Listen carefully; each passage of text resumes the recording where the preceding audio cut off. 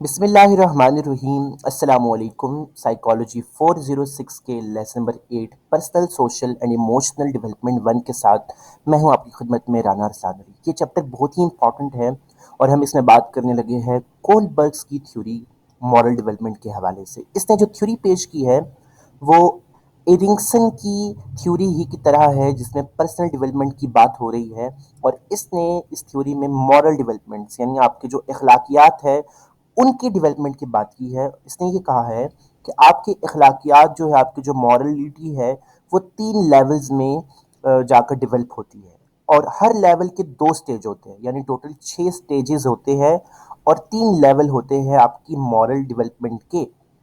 जो 3 लेवल्स है वो क्या है उनको समझ लेते हैं। पहला लेवल है pre conventional moral reasoning, conventional moral reasoning, और आखिरी है पोस्ट कन्वेंशनल मॉरल रीजनिंग। सबसे पहले हम बात कर लेते हैं प्री कन्वेंशनल मॉरल रीजनिंग। इस फर्स्ट लेवल के 2 स्टेजेस है और इसको कोहलबर्ग ने प्री कन्वेंशनल मॉरल रीजनिंग कहा है। इसने इसमें ये बताया है कि मोरालिटी जो है वो एक पर्सनल बिहेवियर के मुताबिक आपकी जन्म लेती है, यानी आपका जो पर्सनल बिहेवियर है उसको और आपके जो प्रिंसिपल्स है, उसूल है, उनको अगर हम प्लस करें तो आपकी मोरालिटी बनेगी। आपको आपको आप किस तरह से बात करते हैं, आपके नज़दीक अच्छा क्या है, बुरा क्या है, ये सारी चीज़ें मोरालिटी में शामिल होगी। फिर इसके अलावा वो जो इस थ्योरी का कोलबर्ग है, इन्वेंटर है, उसने ये हमें स्ट्रेस किया है कि मॉरल स्टैंडर्ड्स को डेवलप किया जाए। मॉरल स्टैंडर्ड्स यानी आपने बात किस तरह करनी है, कपड़े किस तरह पहनने हैं, उठना किस तरह है, बैठना किस तरह है। और ख़ास तौर पर जब एक स्टूडेंट की बात कर रहे हैं, हम एक टीचर की बात कर रहे हैं, तो स्कूल एथिक्स इसमें आ रहे हैं। ये इसके जो 2 स्टेजेस है उसमें जो फर्स्ट स्टेज है उसमें जो पर्सन है वो ये सीखता है कि जो उसकी जजमेंट होती है अच्छा और बुरा की, वो उसकी नीड्स पर इन्हिसार है। यानी एक चीज़ फ़र्ज़ करिए बुरी है, लेकिन क्योंकि उसको उसकी ज़रूरत है तो वो उसको बोलेगा नहीं ये ठीक है। ये पहला लेवल है मॉरल डेवलपमेंट का, जिसको हम प्री कन्वेंशनल मॉरल रीजनिंग कह रहे हैं। ये बच्चे ऐसे करते हैं, उनको पता नहीं होता कि क्या चीज़ खानी है क्या चीज़ नहीं खानी, लेकिन एक चीज़ उनको अच्छी लग रही है, वो बेशक खाने के लिए अच्छी नहीं है लेकिन वो उसको ले लेंगे। लेकिन जब बड़े हो जाते हैं लोग तो फिर वो ऐसी चीज़ें जो नुकसानदेह होती है हेल्थ के लिए फिर वो इस्तेमाल नहीं करते। ठीक है, फिर उनकी जजमेंट जो है वो नीड्स की बेस पर नहीं होती, फिर वो बदल जाती है। दूसरा है कन्वेंशनल, और दूसरा जो स्टेज है उसने नहीं बताया हुआ है पहली लेवल का। दूसरा जो लेवल है वो है कन्वेंशनल मॉरल रीजनिंग। इसमें जो पर्सन है उसकी जजमेंट नीड्स की बेस पर नहीं होती जैसे प्री कन्वेंशनल में थी।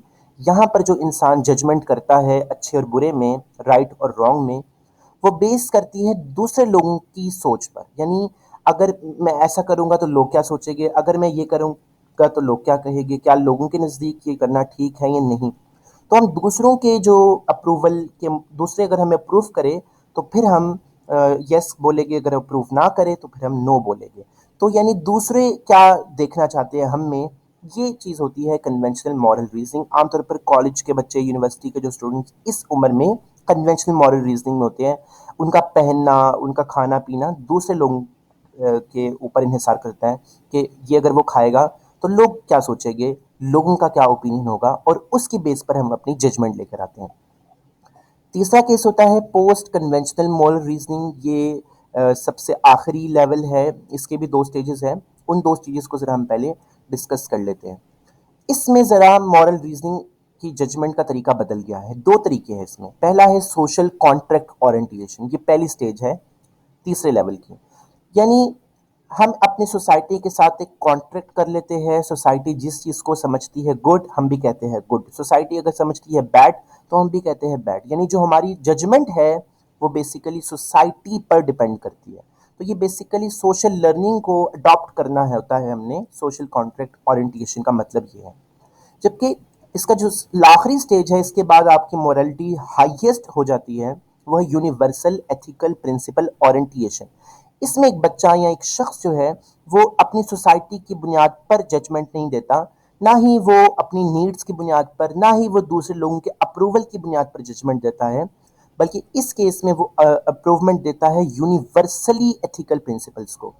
यानी ऐसी चीज़ें जो यूनिवर्सली एक्सेप्टेड है वो उनको अच्छा समझेगा, और जो यूनिवर्सली एक्सेप्टेड नहीं है वो चाहे उसकी सोसाइटी में एक्सेप्टेड हो या दूसरे लोगों की नज़र में एक्सेप्टेड हो या उसकी ज़रूरत हो, वो उसको अच्छा नहीं समझेगा। यहाँ पर उसने ये बात बतानी ज़रूरी है आपको कि जो कोलबर्ग थ्योरी है वो लगती है कि बहुत ही अच्छी है और सच्चाई पर मुबनी है, लेकिन कल्चर डिफरेंसेस भी एक चीज़, एक नाम होता है। कल्चर्स में डिफरेंसेस होते हैं और वो भी मॉरलिटी और मॉरल रीजनिंग की बेस पर मुख्तलिफ मुल्कों में मुख्तलिफ तरह के होते हैं। मिसाल के तौर पर अगर हम बात करें यूरोप की या अमेरिका की, तो वहाँ पर लोग इंडिविजुअली रहना पसंद करते हैं। लेकिन अगर एशियन कल्चर की बात करें, ख़ास तौर पर हम पाकिस्तान की बात करें, इंडिया बांग्लादेश की बात करें, तो यहाँ पर ग्रुप्स जो है, कलेक्टिविज्म जो है, उसको अहम पॉइंट होता है। तो अब वो जो थ्योरी पेश की है कोल्सबर्ग ने, वो इंडिविजुअलिटी को देखकर बयान की है या कलेक्टिविज्म को देखकर बयान की है, ये एक अलग बहस है। अब हम ज़रा बात कर लेते हैं कि आपकी मोरालिटी पर कुछ ऐसे फैक्टर्स हैं जो इन्हिसार करते हैं, जिनमें पीयर रिलेशनशिप्स, जो आपके हम उम्र है, आपकी क्लास फेलोज़ है, आपके मोहल्ले के दोस्त हैं, आपके कज़न्स हैं, ये वो पीयर ग्रुप है जो आपको हाई स्टीम या लो स्टीम पर लेकर आता है। अब ये सेल्फ स्टीम क्या होती है, इसको भी मैं आपको समझाता हूँ, लेकिन पहले पीयर रिलेशनशिप्स की बात समझ लें। देखिए, अगर एक बच्चा जो है वो अपनी उम्र के बच्चों के साथ उठता बैठता है, और जाहिर है आपके भी अपने जितने दोस्त हैं वो आपकी उम्र के ही लोगों को आप बनाना पसंद करते हैं, बड़े और छोटों को बनाना पसंद नहीं करते। तो जो आपके दोस्त करते हैं, जैसा आपका ग्रुप करता है, आप भी उसमें ही अपने आप को अडॉप्ट करना शुरू कर देते हैं। तो अगर तो आपके जो फ्रेंडली रिलेशनशिप्स हैं उनकी अगर मॉरल बहुत हाई है, उनकी सेल्फ स्टीम हाई है, तो यकीनन वो आपको भी पुशअप करेंगे, बैकअप देंगे, और वाइस वर्सा, यानी अगर ऐसा नहीं है तो आपके साथ भी ऐसा नहीं होगा। Society moulds a man, but specially society में जो सबसे अहम रोल है वो आपकी पीयर रिलेशनशिप्स होते हैं, आपकी फैमिली होती है, और आपका जो मोहल्ला है, ख़ास तौर पर जिस जो आपकी रेजिडेंसी है, वो आप पर इन्हिसार करती है। सेल्फ स्टीम का नाम ले रहा था मैं, सेल्फ स्टीम पहले भी हम पढ़ चुके हैं। सेल्फ स्टीम का मतलब है कि आप अपने आप को कैसे देखते हैं, यानी क्या आप अपने आप को अच्छा समझते हैं, क्या आप अपने आप को बुरा समझते हैं, आपकी नज़र में आप क्या है, ये है सेल्फ स्टीम। यानी अगर आपकी नज़र में आप एक अच्छे इंसान हैं तो इसको मतलब होगा आपकी हाई सेल्फ स्टीम है। लेकिन अगर आपकी नज़र में आप खुद या आपका कोई फेल अच्छा नहीं था, तो इट मीन्स कि ये लो स्टीम है, एंड वाइस वर्सा। ये देखा गया है कि जो सेल्फ रिस्पेक्ट है और सेल्फ स्टीम है, ये क्लोज रिलेटेड है। और अगर सेल्फ स्टीम हाई होगी तो आपकी एक सक्सेसफुल लाइफ आपका इंतज़ार कर रही है, लेकिन अगर आपकी सेल्फ स्टीम लो है तो एक बुरी ज़िंदगी आपका इंतज़ार कर रही है। क्या इफेक्ट्स है लो और हाई सेल्फ स्टीम के, ज़रा इसको भी ज़रा हम समझ लेते हैं। रिसर्चर्स ने ये फाउंड किया है कि जिन स्टूडेंट्स की, जिन बच्चों की लो सेल्फ स्टीम है, वो क्राइम्स पे लग जाते हैं, वो स्कूल वगैरह छोड़ देते हैं और ड्रॉप आउट्स वगैरह। क्यों? क्योंकि हम उनको लेबल कर देते हैं, भाई तुम्हारी, तुम तो कर ही नहीं सकते, तुम तो कर ही नहीं सकते। जब हम किसी बच्चे को लेबल कर देते हैं, जिसको मैं आगे जाकर अगले चैप्टर में आपको बताऊंगा लेबलिंग क्या होती है, जब हम किसी बच्चे को लेबल कर लेते हैं, तुम ये काम नहीं कर सकते, उसकी सेल्फ स्टीम लो हो जाती है। वो ये समझता है कि हाँ, ये काम मैं नहीं कर सकता, फिर वो काम उससे होता ही नहीं है।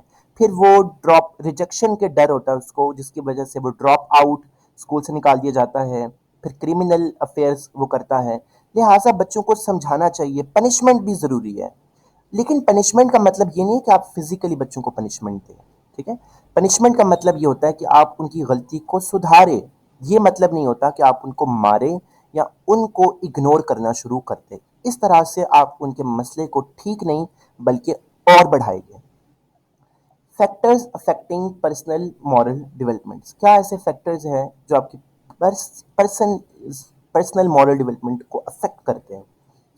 तो सबसे ज़रूरी होता है direct instructions, supervisions, rewards, punishments and the reasons given. ये 5 चीज़ें हैं।